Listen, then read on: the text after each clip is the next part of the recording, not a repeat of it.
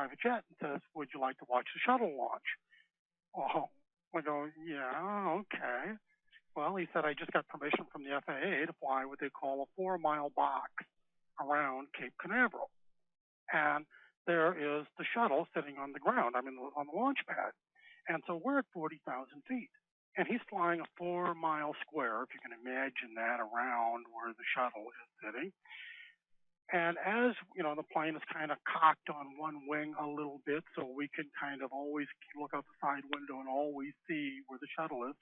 And all of a sudden, you see this big smoke billow come out. And then all of a sudden, you see this little flume or flame, this little bright light. And as you're looking down, you're 40,000 feet away. So this shuttle looks like a toothpick. And then as it starts rising, it looks like a baseball bat. And then as it gets even closer, it looks like a telephone pole. And pretty soon it looks like a boxcar. And by the time it gets close to you, it looks like an aircraft carrier. This thing is so large. See, most people don't have any comprehension of how big that thing really is because they're staring at it from a camera that's over 2 miles away. So this thing is so large that before it even gets to the altitude that our plane is at, our plane starts shaking, rattling, and rolling because this thing is pushing so much air in front of it. It's that massive that it literally is like trying to pop all the rivets out of our airplane. And then it screams on by. Now, when something's traveling at 3,000 miles an hour, it goes by pretty doggone quick. Well, I don't know if there's many people on the face of the planet Earth that have ever been blessed enough, fortunate enough, and had enough good luck to say they've actually watched a shuttle launch from 40,000 feet. Well, we created this great company, Kathy and I, because of the great employees. We had 3,900 really rock star great employees who would climb any mountain and they would stick the flag on top for you because they were just those kind of people. And when you have those kind of employees, you have to honor them. You have to appreciate them and show them that they're more than just somebody that works for you. So every year we would try to find new ways and different ways of appreciating them. And so we got into this habit of every year taking all of our employees on vacation with us. So instead of just giving them a vacation, although we did give them a vacation, every year we also took them on vacation.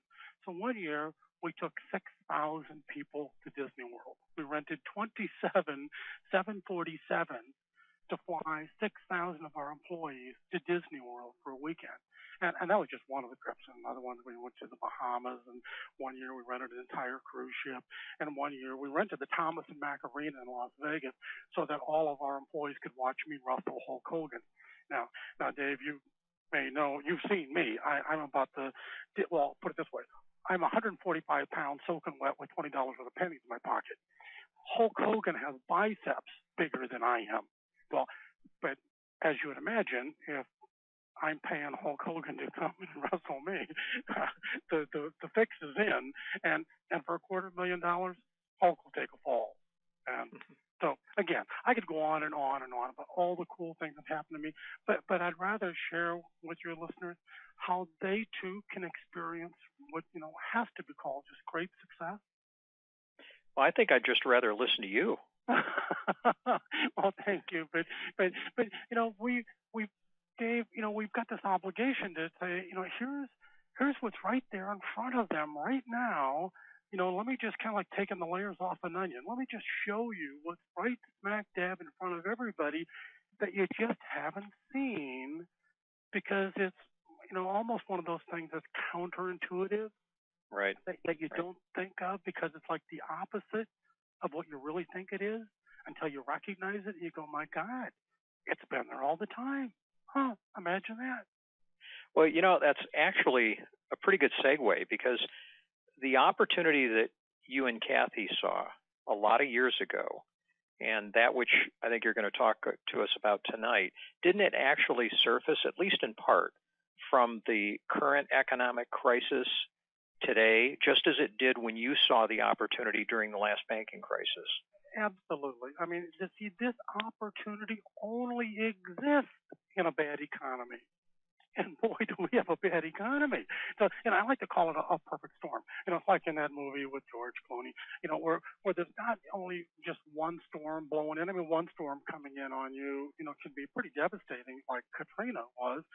But all of a sudden, when you get two storms coming in simultaneously, the consequences don't just double up. They get more than twice as bad. They become exponentially worse. And every now and then in nature, there's this weird thing that's called a perfect storm. It's when three storms come together at exactly the same time, at exactly the same place. And when that happens, and it doesn't happen very often, it is absolutely catastrophic. And they call it just that, a perfect storm. Well, in economics, there are also perfect storms. And right now, you and I are living inside a perfect storm. There are three things that are happening right now that are causing this perfect storm of an opportunity to occur. Hey, Bill, before you transition, let me just interrupt you. It's funny, you mentioned Hurricane Katrina, and Hurricane Katrina was the largest single natural disaster in our country's 233-year history, and it's typically referred to as the 500-year storm. And it's interesting when you share with me what you just did, because that's basically what's happening right now in terms of the economic tsunami that we're going through right now. Well, absolutely. This thing that's happening right now is without precedent. I mean, by scale, and I will show you, what is going on right now is, in fact, bigger than the Great Depression, which everybody looks back on and says, ooh, that was the Great Depression. Well, I'll show you.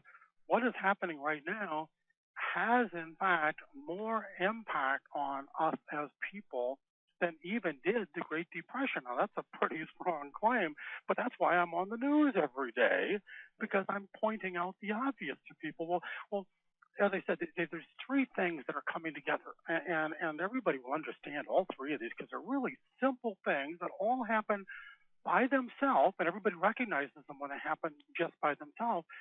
But very often do they connect the dots, or not very often do they connect the dots and see all three of these are happening right now exactly at the same time. And the first one is the law of supply and demand. Now, you don't have to be an economist or have a degree in economics to know what the law of supply and demand is. That's when there's, we get it. When there's a whole bunch of anything, the price for it falls. And when there's a scarcity of something, the price goes up. Well, right now, there are just so many bad loans available that the price is falling like a rock, which for you and me, that means a great opportunity. We can buy loans at a lower price than we ever could have before because there are just so many of them, the price is coming down. That's just one of the storms. Now, the second one is that the seller of these loans is not the owner. That means that there's no personal or financial attachment to these loans. The seller is the FDIC, the Federal Deposit Insurance Corporation. Now, they don't own the loans. They didn't make the loans. They just took custody of them from banks that got in trouble. And they're now selling the loans at a deep discount. And the third part of this perfect storm is that the next election is just over a year away. Now, some people say, oh, man, don't talk about politics. Well, and my politics are neutral. It isn't about Republican or Democrat. It's about business. It's about economic opportunity. It's about seeing what is in front of us and taking advantage of it and not blaming somebody for what it is or what it isn't.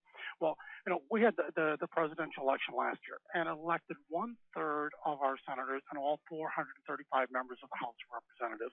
And as everybody knows, the outcome was that the Democrats won resoundingly. Now, if you're a Democrat, you're loving that. If you're a Republican, you're thinking that's not so cool. But remember, I don't care whether you're a Democrat or Republican.